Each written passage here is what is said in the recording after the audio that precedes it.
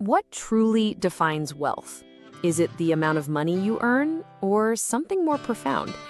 Let's explore this question through a historical lens and a modern-day comparison. Imagine it's 1919, and you are a 20-year-old student in Germany just after World War I. Your wealthy father in Shanghai sends you $100 monthly, which converts to 840 German marks, enough for a comfortable life in Berlin. But by 1921, that same $100 exchanges for 9,000 marks. You feel rich until you realize your landlord has increased the rent, and even a simple coffee is outrageously expensive. Despite having more money, you feel poorer. This is a classic example of money illusion, focusing on the nominal amount rather than its purchasing power. By 1923, $1 could buy 4.2 trillion marks, and a single loaf of bread cost 1 billion marks. German currency had become virtually worthless. You might have even seen people burning stacks of banknotes for warmth, as they were cheaper than coal. This historical event makes us question, if money can become worthless, what is wealth?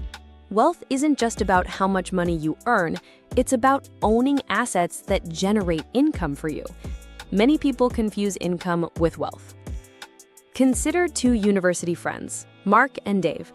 Mark works for a big tech company, earning a high salary.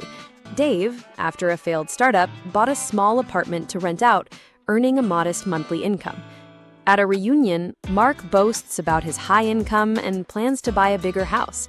Dave simply mentions his rental income covers his expenses. When asked about their worries, Mark expresses fear of layoffs, while Dave's main concern is a tenant paying rent late. Mark has high income, but lacks stable wealth. Dave, despite a lower income, possesses assets that generate a steady cash flow. If you exchange your time for money, that's income. If you earn money even while you sleep, that's wealth. True wealth comes from assets that generate income independently of your direct labor, such as rental income, dividends, interest, or royalties. Think of it like a hen that lays eggs daily without needing constant supervision. Therefore, being truly wealthy isn't about how much money you earn each month, but about how many hens you own that keep generating income for you, even as you sleep. However, these hens, your assets, fluctuate in value. Why is that? Let's look at 3 hypothetical investments made by Mark. In 2015, Mark bought a property in a good school district, believing real estate always appreciates. 6 years later, its value doubled, making him feel like a winner. This reflected a strong belief in the stability of real estate. In 2021, he invested heavily in a tech company, not because he understood the industry, but because online discussions hyped it as the future. His investment tripled in a few months, demonstrating the power of consensus and market sentiment. By 2023, he risked his gains on a niche digital currency, hoping to get in early.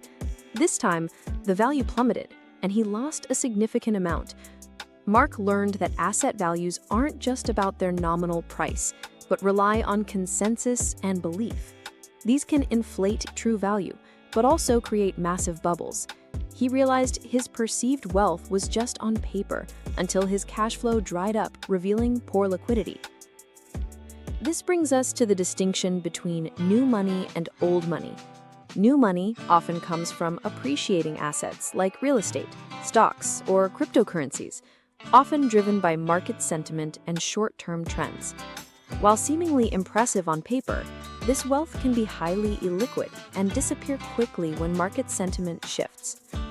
Old money, in contrast, is built on a diversified system of cash-generating assets.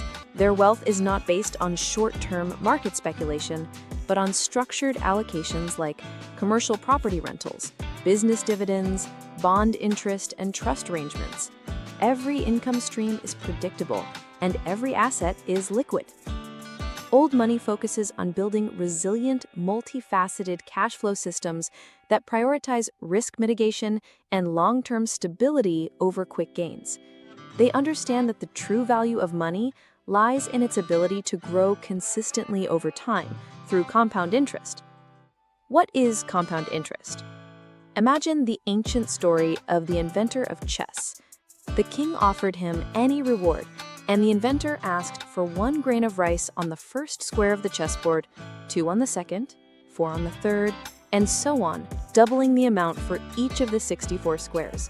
The king laughed at such a humble request until his mathematicians calculated the total, an astronomical number of grains, far exceeding any nation's annual rice production. This fictional story powerfully illustrates the immense power of compounding, earning returns not just on your initial investment, but also on the accumulated interest. Many established wealthy families didn't become rich overnight. They built systems that consistently generate and compound wealth over generations. New money often relies on 1 or 2 successful ventures, lacking the systemic approach.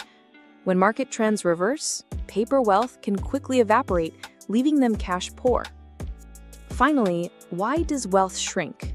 It boils down to a shift in value anchors. An asset is valuable either because it generates stable cash flow or real return, or because most people believe its value will increase in the future, psychological consensus. When either of these pillars falter, wealth erodes. Inflation is also a significant factor, but that's a topic for another discussion.